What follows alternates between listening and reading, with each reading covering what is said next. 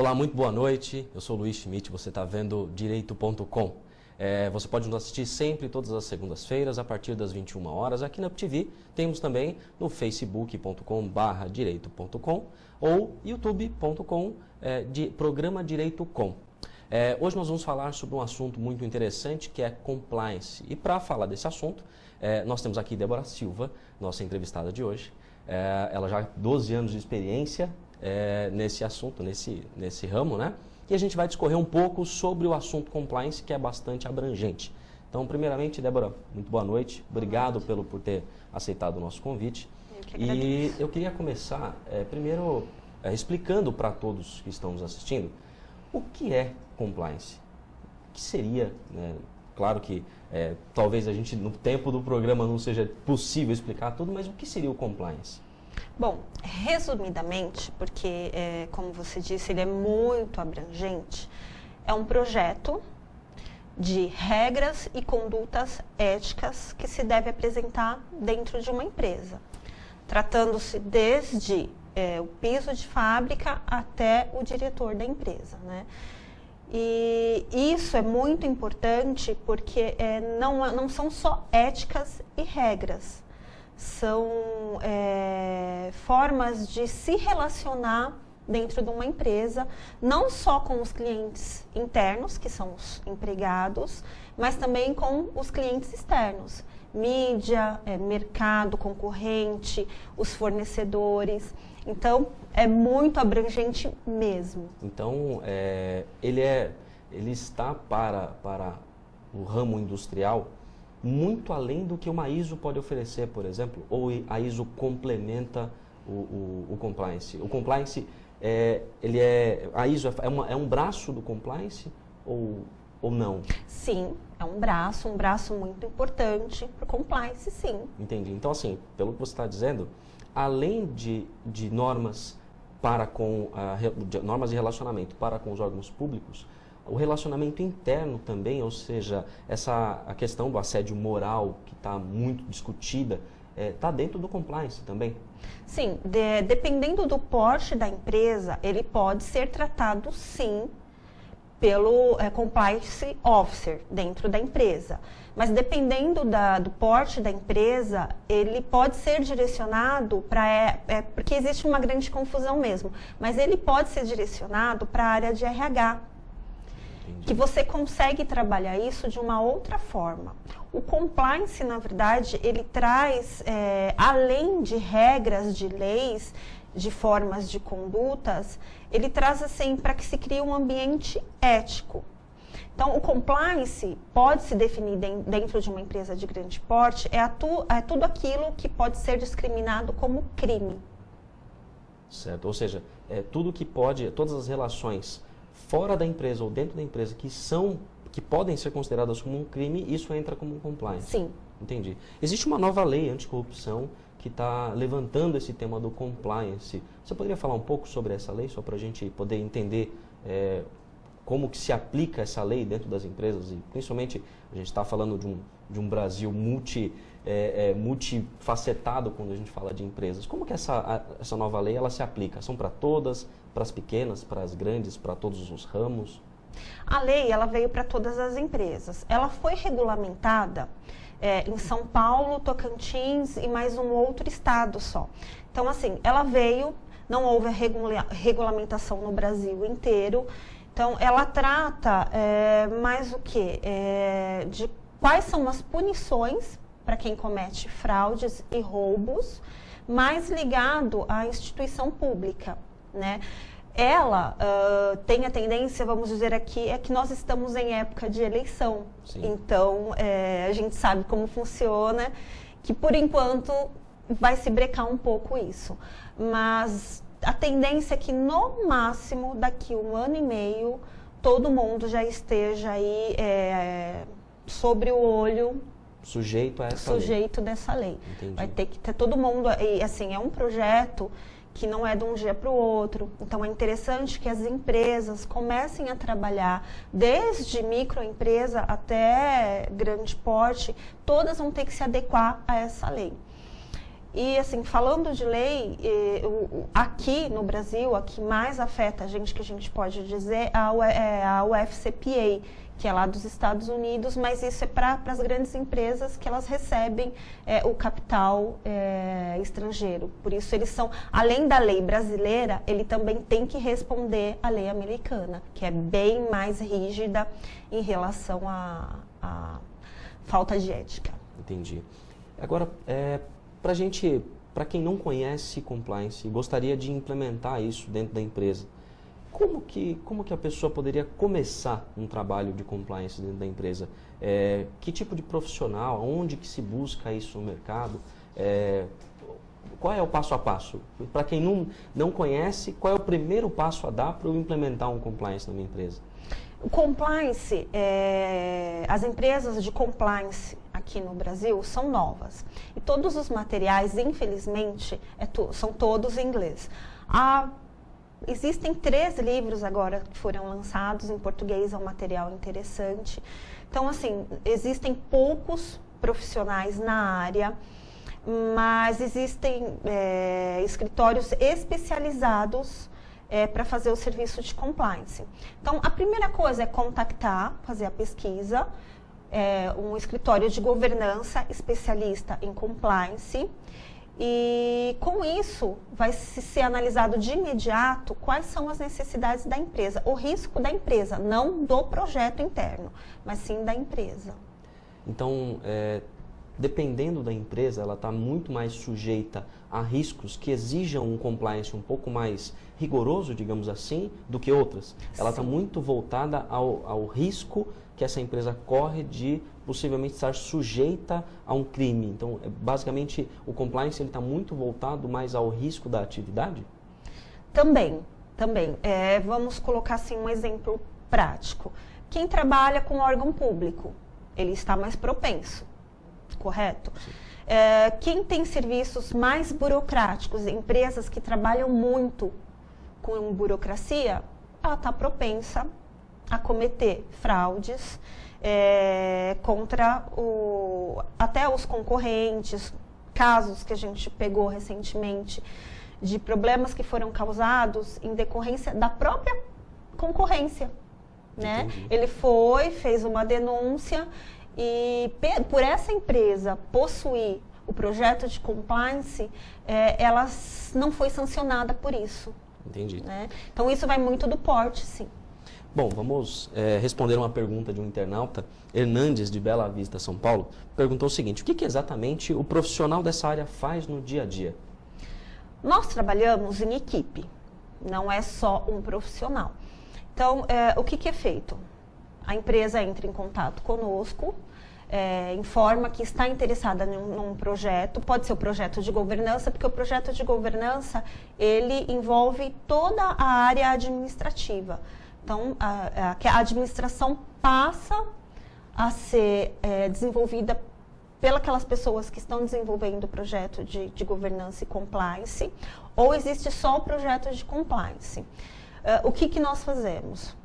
Nós recebemos o contato, de acordo com a atividade econômica da empresa, é analisado quais os riscos que a empresa tem, nós apresentamos para a empresa quais os riscos. Contratado o serviço, nós partimos para um projeto interno, é feito toda uma análise de todos os setores da empresa. Não é só, por exemplo, a parte jurídica, a parte financeira, de todos os departamentos. Da senhora que serve o café, nós fazemos a sondagem, a análise de risco. Depois de feita a análise de risco, de identificar qual a parte que precisa ser trabalhada, o que nós fazemos? Montamos treinamentos, palestras. Após isso, nesse projeto que a gente faz de análise de risco, tem que ser criado uma forma de que seja resolvido, se for necessário punição para isso, e um canal de receber essas denúncias. Por quê? É necessário que se crie uma conscientização dentro da empresa, que isso é feito através das palestras e dos treinamentos. E que tudo isso vai ser de retorno para a própria empresa. Então, é um trabalho que, dependendo do porte da empresa, nós ficamos 3 anos trabalhando ali dentro da empresa. Não diariamente, mas é um acompanhamento ali de treinamento, de acordo com as denúncias que são recebidas. Nós vamos lá, trabalhamos. Foi um problema de treinamento, foi um problema na verdade, de desvio de conduta interna ou do colaborador. E para eu entender um pouco como que é essa análise, né? Vocês chegam ao nível do processo de trabalho para identificar se aquele trabalhador ele está exercendo uma atividade na qual ele está exposto a um risco, ou essa análise fica mais na parte documental e na parte de treinamento para a atividade? Como que é feita essa análise no dia a dia para a gente conseguir entender um pouco mais como que esse trabalho ele surge? Vocês analisam a atividade das pessoas como se estivesse analisando um fluxo de trabalho? Sim, se necessário for, se não houver o conhecimento necessário do desenvolvimento integral daquela função, senta-se ali ao lado do colaborador e desenvolve o trabalho junto com ele, se necessário for uma semana, um mês, para que seja identificado realmente o que traz aquele risco. Se é a conduta da empresa, se é do colaborador, se é do fornecedor, se é do mercado. Então, se necessário for, dependendo da função, a gente faz esse acompanhamento de exercer juntamente a atividade, não só documental, mas acompanhar ali tudo. Entendi. Talvez para elucidar um pouco para o brasileiro que não está muito acostumado a principalmente ser regido por leis que documentam o processo dele. Eu acho que uma atividade que o brasileiro já está bem acostumado são as atividades industriais, como o CIPA, por exemplo, que regulamentam as leis de segurança do trabalho. Então, acho que o brasileiro já está muito mais acostumado, né? Da onde surgiu o compliance? Ele veio dos modelos japoneses de produção ou veio de algum outro modelo americano? Como que surgiu o compliance nessa história? Da onde surgiu o compliance na história das empresas? Como é que foi o começo disso? O começo foi nos Estados Unidos, dentro do projeto de governança, que é da administração geral num todo. O compliance ele é um braço da governança. Então, lá nos Estados Unidos, eles têm uma forma bem diferente de administração, né? Lá, eles são muito rígidos nessa parte de ética, de moral, de trabalhar dentro da lei. E veio aqui para o Brasil na década de 90, quando houve a venda das estatais, né? Então, como entrou muito no mercado brasileiro o dinheiro, né, a parte financeira dos Estados Unidos, então foi o que, para você ver, para eles investirem numa empresa brasileira, a primeira coisa que eles analisaram foi isso, que tipo de governança eles trabalham. E muita coisa que eles identificaram foi esse problema com compliance, a falta de ética de se trabalhar no mercado, né? E foi aí que começou aqui no Brasil, na década de 90. Entendi. Bom, vamos responder mais uma pergunta dos internautas. Eu queria agradecer a participação dos internautas e dizer, se você que está nos assistindo tiver alguma dúvida, pode nos enviar perguntas, nós vamos aqui ao longo do programa respondendo. A Priscila Matarazzo, que é de Petrópolis, no Rio de Janeiro, ela perguntou se esse mercado é um mercado saturado ou ainda tem bastante busca, tem bastante demanda nesse mercado. Compliance está começando agora. Então, demanda é o que não falta. Não, a demanda é muito grande. Muito bacana. Agora, uma outra dúvida, né? Pelo que eu estou entendendo do compliance, ele está muito ligado ao risco, que por sua vez, como ele é um braço da governança corporativa, ele é uma questão estratégica. Ele está muito ligado ao risco de prejuízo, ao risco de se perder, pode até se perder a empresa, pode se fechar, né? Sim. Nesses seus 12 anos de RH, no qual você com certeza já viu muitos casos, o que você tem aí, teria uma história que você pudesse contar para a gente, claro que com as suas ponderações, para que pudesse elucidar um pouco a importância desse compliance para as empresas? Sim, especificamente, não temos. Mas, assim, para ficar bem claro, o que a gente pode colocar? O que sai mais de manchete ultimamente? Não é fraude, roubo, desvio. Então, o que nós precisamos analisar? Você disse do risco. O risco, ele é importante, sim. O compliance, ele nada mais é do que um projeto de análise de risco. Mas, foi identificado o risco? Ótimo. Mas ele não é nem o começo do projeto de compliance. Você tem que trabalhar e desenvolver toda a forma de que isso não ocorra mais. De prevenir esse risco, de trabalhar esse risco, para que esse risco não afete o quê? A imagem da empresa.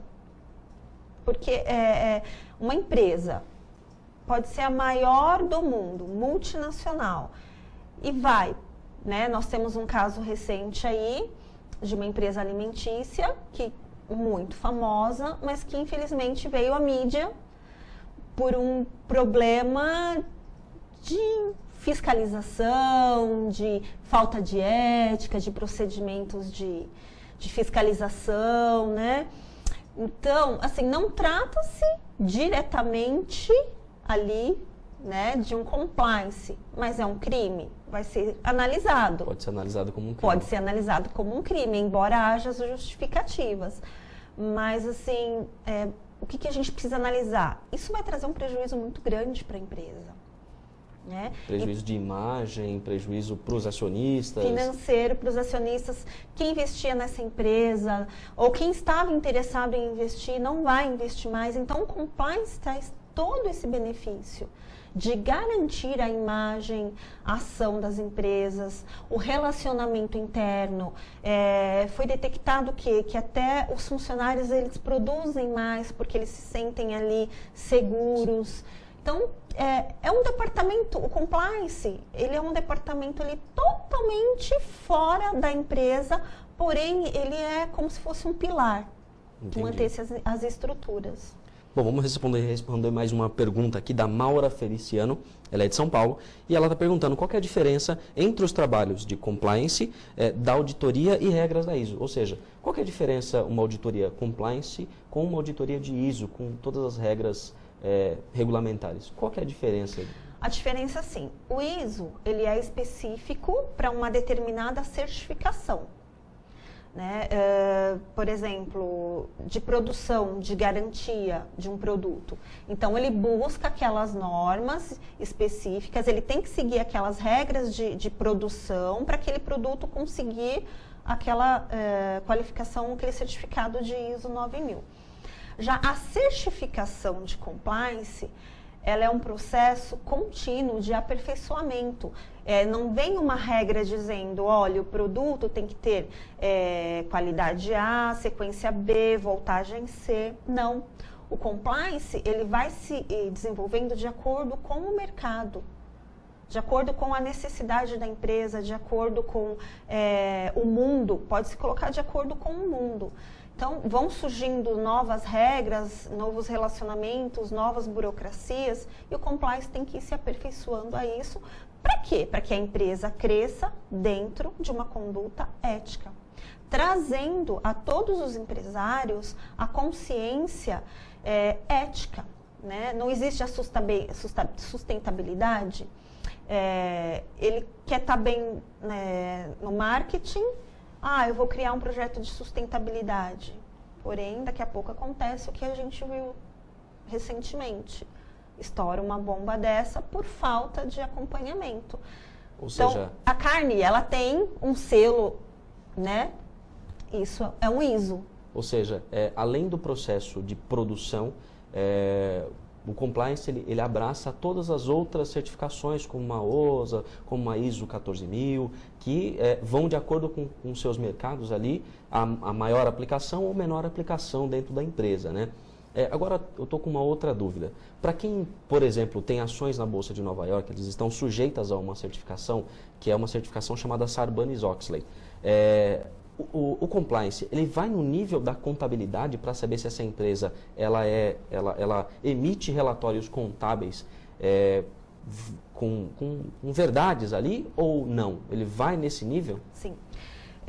O compliance, ele chega ao nível até de fornecedores. Eu vou só pedir um momento para a gente continuar depois do nosso primeiro intervalo. Ok. Tá bom? Muito obrigado pela sua audiência e até daqui a pouco.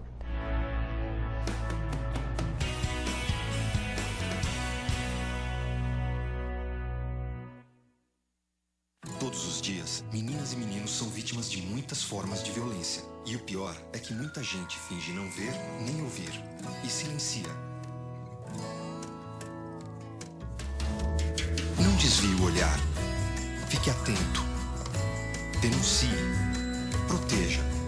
A responsabilidade de proteger as crianças e adolescentes é de todos. Procure o Conselho Tutelar ou Disque 100. Secretaria de Direitos Humanos, Governo Federal.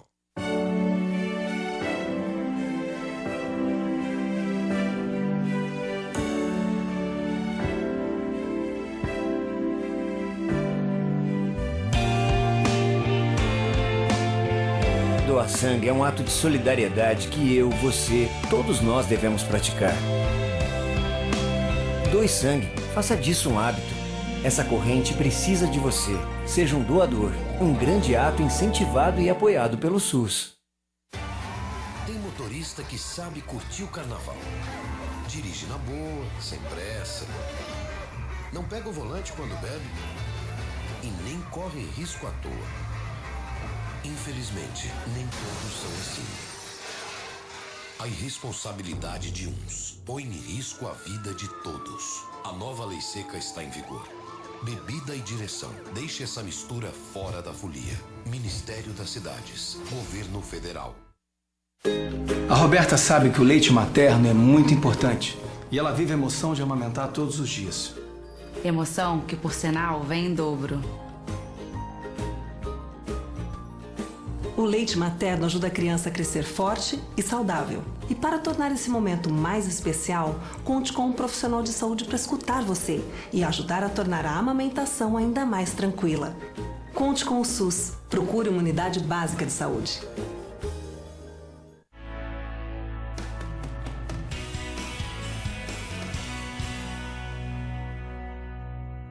Olá, muito boa noite. Você está assistindo o programa Direito.com. Hoje nós estamos falando sobre um tema bastante complexo, que é o compliance. É um tema novo aqui no Brasil. E nós estamos conversando com a Débora Silva, uma profissional com 12 anos de experiência nesse mercado. Débora, voltando à nossa pergunta, nós estamos falando sobre a aplicação do compliance aqui no Brasil. E aí eu tenho aqui uma pergunta do Leandro, que é aqui de São Paulo. Ele está perguntando em quanto tempo se leva para a implantação de compliance na empresa. Olha, varia muito de acordo com o porte e o trabalho que tem que se desenvolver. Mas o projeto, quando nós apresentamos para a empresa, para que ele surta todos os resultados, questão de 3 anos. Onde você consegue enxergar tudo ali, é o período que nós falamos, nós vamos acompanhar a sua empresa durante 3 anos, fazendo projeto de implantação, de treinamento, porque existe a rotatividade dos funcionários também. Então, você precisa sempre estar ali treinando, acompanhando, identificando se esses empregados, esses funcionários que entraram na empresa vieram com vícios de alguma outra empresa que possa prejudicar a empresa onde a gente está trabalhando. Mas, assim, o prazo de tudo bonitinho são de 3 anos. A aplicação do compliance, ou seja, quando que uma consultoria de compliance diz que o trabalho foi bem feito? Eu estou imaginando o compliance muito parecido com uma implantação de um 5S, por exemplo, que o último é quando a empresa consegue, tem a dinâmica de fazer aquilo sozinha. O compliance funcionaria da mesma forma? Ele é um trabalho muito cultural de aplicação dentro da empresa, ou ele é um trabalho que existe um fim? Eu posso dizer que quando a consultoria teria um trabalho falando, não, aqui, isso é o final, consegui implementar. Como que a consultoria conseguiria dizer que está implementado? Como você já disse, ele é cultural, né? Então, podemos dizer que a empresa já começa a se adequar aos projetos e aos procedimentos dentro de 1 ano e meio. ali ela já começa a caminhar sozinha. Nesses outros 1 ano e meio, é onde a gente começa a analisar como que de fora, como está sendo o desenvolvimento daquele compliance officer que vai estar dentro da empresa. Porque assim, é necessário que tenha uma pessoa responsável por compliance dentro da empresa, né? Então, digamos que, de acordo com o mercado, a partir desses 3 anos, se essa pessoa, esse compliance officer, já estiver e toda a empresa estiver adaptada a essa cultura, ele pode caminhar sozinho e a empresa pode partir para outras consultorias, uma consultoria esporádica. Agora, uma dúvida, onde fica esse setor de compliance? É dentro do RH? É dentro do jurídico? É fora desses? Não fica perto de nenhum dos dois? Aonde fica? Não, o compliance officer ele é muito solitário. Ele não está ligado a um outro departamento? Ele não está atrelado a nada, ele não responde a nenhum outro na área de compliance, tá? O compliance ele não responde a nenhum outro departamento. Ele é isolado, ele é sozinho. Ele informa, ele aponta os riscos, ele aponta o que é necessário para ser feito, porém, quem vai tomar a decisão de que vai ser feito ou não é o diretor da empresa. Mas o compliance, ele é sozinho, ele não responde a nada. Entendi. Bom, vamos responder mais uma pergunta de internautas. Eu queria agradecer a participação de todos os internautas e dizer, se você tiver dúvidas, por favor, nos envie. A gente vai, à medida do possível, respondendo aqui. Claro. A dúvida da Rosângela Marins, aqui de São Paulo, ela perguntou se só empresas grandes podem fazer isso e devem, ou as pequenas também? Não, é importante, muito importante, que as empresas pequenas comecem a criar o hábito e desenvolver esse projeto de compliance. Ou seja, não importa o tamanho, mas tanto as grandes quanto as pequenas precisam se adaptar, precisam começar a desenvolver isso, essa cultura, como a gente já disse, dentro das empresas. Sim. Entendi. Tem uma outra pergunta aqui, que é o Saulo Ribeiro, ele é aqui do Ipiranga, de São Paulo. Ele está dizendo o seguinte: o compliance ele é uma espécie de professor particular para não reprovar nas exigências da ISO e evitar, assim, altas multas. Basicamente, é uma forma de você andar na linha, basicamente seria isso, uma forma de você evitar multas, prejuízos. Seria basicamente isso? Também. Também. Também. A gente não pode esquecer apenas esse lado de lei, de andar dentro da lei, fazer tudo certinho. Isso que não é a cultura do brasileiro. Mas isso nada mais é do que o correto. Nós temos que trabalhar dentro da lei, evitar corrupções, fraudes, mas o compliance, ele te traz, assim, o pessoal gostou muito da palavra certificação, então eu vou usar também. Ele traz uma certificação de todas as certificações. Porque se a empresa possui um projeto de compliance com normas éticas e condutas, desde a funcionária que faz o café até o diretor da empresa que vai participar do mesmo projeto, vai ter as mesmas condutas, o mesmo treinamento. Então, é uma empresa que ela possui todos os certificados. Agora, trazendo para um mercado muito mais brasileiro, hoje a gente fala de 80% das empresas brasileiras são pequenas e médias. Para uma empresa pequena e média, ter um departamento voltado à compliance, por muitas vezes isso é caro. Como que o pequeno empresário, a pessoa que está assistindo a gente, que tem um escritório pequeno, poucas pessoas, como que ela poderia começar esse trabalho? Será que através de um manual com guia do funcionário, guia do colaborador, com todas essas regras ali explícitas, já seria um começo? Ou o diretor da empresa precisaria buscar um órgão, algum lugar, para se capacitar para aplicar isso? Qual seria o passo para o pequeno? Como que ele poderia fazer isso? Então, a pequena empresa, ela não precisa ter um departamento de compliance e nenhum compliance officer, neste caso, dentro da empresa, só para isso. Ele pode contratar uma consultoria, no qual essa consultoria vai analisar os riscos, vai ser elaborado o manual de conduta e que se crie um canal de denúncia. Por quê? Nós precisamos que tenha o retorno dos clientes internos para verificar se aquele trabalho está sendo desenvolvido de forma correta ou não. Então, não necessariamente numa empresa pequena ele precisa ter alguém ali treinado especificamente na área de compliance. Ele pode ter terceirizado isso. Sim, com certeza. É mais barato para ele. Entendi. Esse serviço é um serviço novo, então acredito que não tem muitas empresas trabalhando com isso no mercado hoje. É difícil você encontrar esses escritórios? Não é difícil, porém não existe muita disponibilidade no mercado, né? Aqui na região do ABC, o que eu conheço é o nosso escritório que trabalha com isso. Na região de São Paulo já é um pouco maior, mas acredito que aí dentro desse 1 ano e meio vão surgir mais colegas de trabalho. Falando de regiões que são mais remotas, o trabalho de compliance ele exige que o profissional vá até a empresa para verificar tudo, ou isso pode ser feito através de reuniões pela internet, envio de documentação? Dá para ser feito um trabalho sem a presença do profissional, por exemplo, da consultoria indo até a empresa? É obrigatória essa presença? Sim, na questão de você precisa ter uma figura ali de vez em quando, dependendo do porte da empresa. Se for uma empresa grande, você precisa ter ali a figura do compliance diariamente, pela questão da denúncia. Então, na questão de treinamento, para uma empresa pequena, então você vai uma vez ao mês, dá o treinamento, volta para fazer a análise, uma avaliação, porque é feito toda uma avaliação também, então precisa estar em loco. Depois, no caso, vamos colocar de uma auditoria, se a empresa possuir um departamento de auditoria, eles me entregam a documentação auditada e ali eu vou conferir.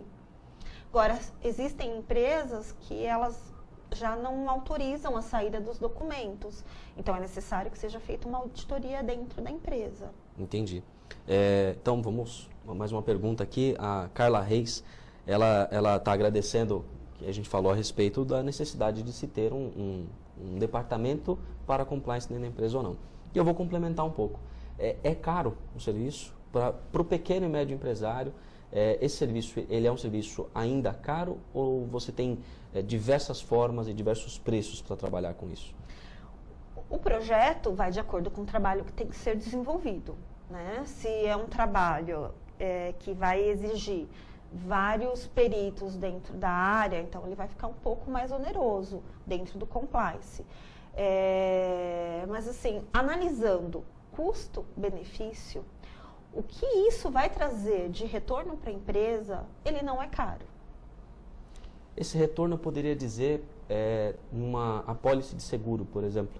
Sim. Ficaria mais barato eu tendo o trabalho, possivelmente a minha apólice ficaria mais barata. Não há definição melhor do que essa sua, é isso mesmo, é uma apólice de seguro. E além dessa apólice de seguros, o que mais que eu poderia economizar tendo um departamento de compliance ou tendo o serviço de compliance implementado?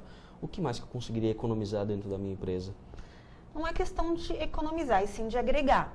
Né? Eu vou estar agregando valores culturais dentro da minha empresa, que esses valores me trarão retornos financeiros e também na área ética e de desenvolvimento dos profissionais dentro da empresa.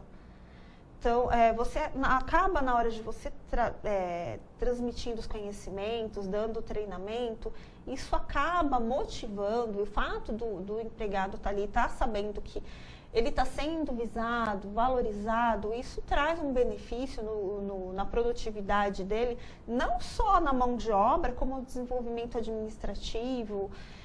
Isso traz um retorno que pode-se não ser visto de imediato, mas na análise que a gente faz, a gente também coloca, olha, houve um desenvolvimento melhor nessa parte, nisso, daquilo outro. Então, o retorno financeiro e da imagem da empresa, ele não tem comparação com o investimento dele. Agora, uma outra dúvida.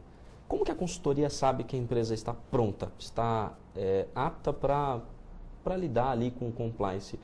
A consultoria aplica uma certa prova para os dirigentes e para os gerentes da empresa para entender o nível de conhecimento deles do compliance? Como que é feita essa verificação para se assegurar que as pessoas que estão dentro daquela empresa estão conscientes de que aquilo é um trabalho importante, que estão realizando aquilo no dia a dia? Como eu te falei anteriormente, o Compliance Officer, ele trabalha solitário. Então, e ele trabalha ali independente de qualquer outro setor. Então, quando nós fazemos a análise de risco, vai da diretoria até a primeira instância. E é feito um relatório e é entregue esse relatório. Esse relatório, ele é apresentado ao diretor, geralmente tem sempre envolvidos no projeto, existe uma equipe dentro da empresa, a equipe de compliance, dos técnicos de compliance e dos responsáveis da empresa, diretor, gerência. Então, é apresentado essa proposta, esse relatório, e se é discutido referente a isso. Existem resistências, claro. Então, como nós, profissionais do compliance, trabalhamos? Nós fazemos um relatório daquilo que foi discutido, do que nós apresentamos e do que foi resolvido pelo diretor da empresa. Porque nós apresentamos a saída, porém, quem dá a ordem se vai fazer e cumprir aquilo ou não é o diretor da empresa. E aí fica a critério dele. Nós temos o nosso relatório porque o nosso projeto é trabalhar aquilo. Né? Nós vamos apresentar numa primeira visita, demonstrado a forma que vai ser trabalhado e é fechado um contrato. Nós vamos ter a liberdade para trabalhar tal ponto.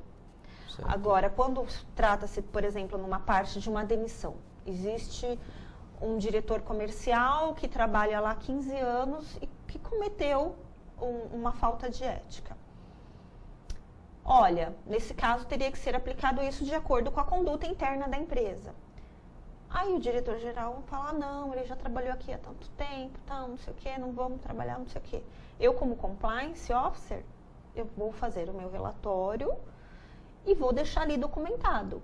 Porque já deixando a sua ressalva de que... Não, tudo é documentado. Tudo é documentado no compliance. Porque você virá me cobrar um procedimento do qual eu lhe mostrarei que eu adotei aquele procedimento, aquele ponto não foi corrigido, mas não em questão do nosso projeto, mas sim em questão da forma de desenvolvimento deles trabalharem. Entendi. Falando um pouco sobre esses seus 12 anos aí de experiência, eu vi que você é graduada em gestão de previdência pública. O que é isso e o que isso tem a ver com o compliance? Ai, muita coisa a ver com compliance. Previdência pública. Eu vou pedir mais um momento, a gente vai para mais um intervalo e a gente volta nessa pergunta logo na sequência. Muito obrigado e até logo.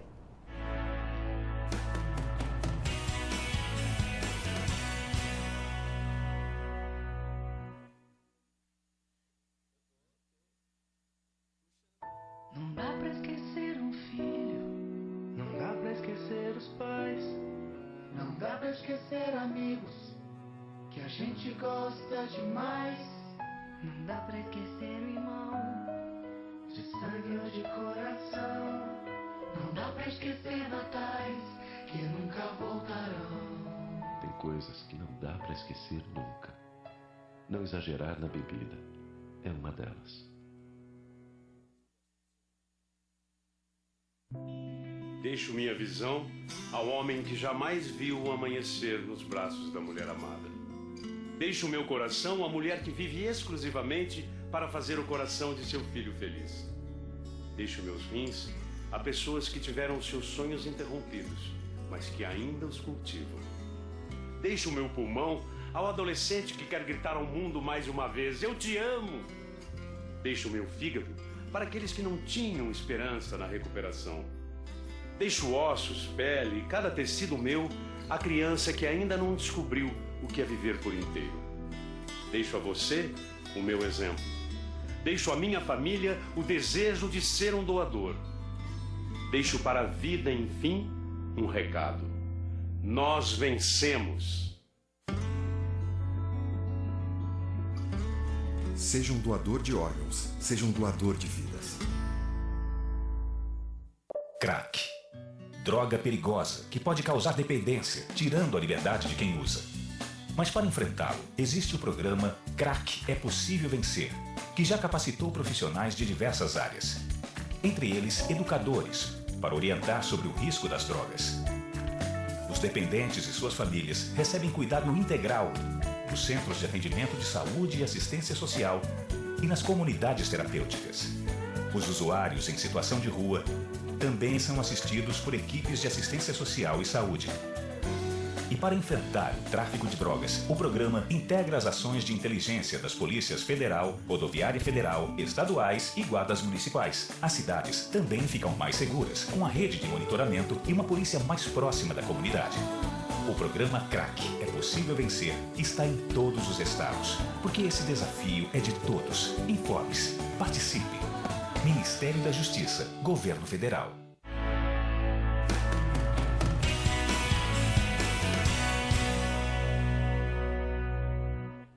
Muito boa noite, você está assistindo o programa Direito.com. Hoje a gente está falando de um tema bastante complexo, bastante amplo, que é compliance. Nós estamos com a Débora Silva, que tem 12 anos já de experiência e muita bagagem para falar do assunto. Eu quero agradecer nesse momento a sua participação, você está mandando perguntas para a gente agradece bastante. E também agradecer aos nossos apoiadores, a Bramante Processo Previdenciário, a Upvision, a Fera Brasil e a UpTV. Então, agradeço a esses apoiadores também.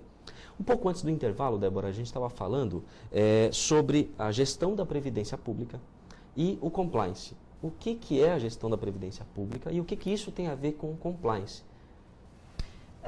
Para ficar fácil para o pessoal entender, vamos utilizar, que lá no nosso escritório nós trabalhamos com compliance e licitações. Licitações é um processo público que é feita uma licitação para que haja preços honestos e concorrência honesta. Isso seria resumindo o que é uma licitação. Porém, o que acontece? Numa licitação é necessário que se apresente vários documentos, várias certidões de regularidade. E nisso envolve muita burocracia, né? Então, onde se há burocracia, se há falta de ética, né? Então, nesse meio, é muito comum de nós termos muito trabalho, né? É uma área muito gostosa de se trabalhar. O brasileiro ele é bom nessa parte de onde se tem burocracia, se arranjar o jeito, e aí é aí que o compliance trabalha, ou seja, o compliance meio que trabalharia muito mais aqui no Brasil do que em outro lugar do mundo? Sim, com certeza. Só para a gente voltar um pouco no tema da Sarbanes-Oxley e o compliance na questão de demonstrativos contábeis. Ou seja, o compliance ele verifica se o demonstrativo contábil está realmente de acordo com a verdade financeira da empresa? Chega nesse nível de verificação? Sim, sim. A parte financeira, para se trabalhar com compliance na parte financeira, é a parte mais apaixonante que tem. Né? Porque a gente tem investimento de todas as áreas, de todos os países. E assim, uma empresa que possui um projeto de compliance, se está entrando dentro da minha empresa um colaborador, mesmo que seja externo, mas é um colaborador, eu preciso identificar se esse meu colaborador está dentro dos meus projetos de compliance. Então, eu preciso analisar, sim. Entrou dentro de uma instituição financeira, vou entrar com esse determinado capital, e aí, um exemplo, esse capital veio da onde? É necessário que seja apresentado de onde veio esse capital. Claro, um exemplo clássico, que poucas pessoas fazem. Você me vende seu apartamento. Você já viu algum caso de alguém te perguntar, mas da onde você tirou? Eu quero que você me faça uma carta dizendo da onde você tirou esse dinheiro para que eu possa te vender o apartamento. Por quê? Eu posso ser acusada de lavagem de dinheiro.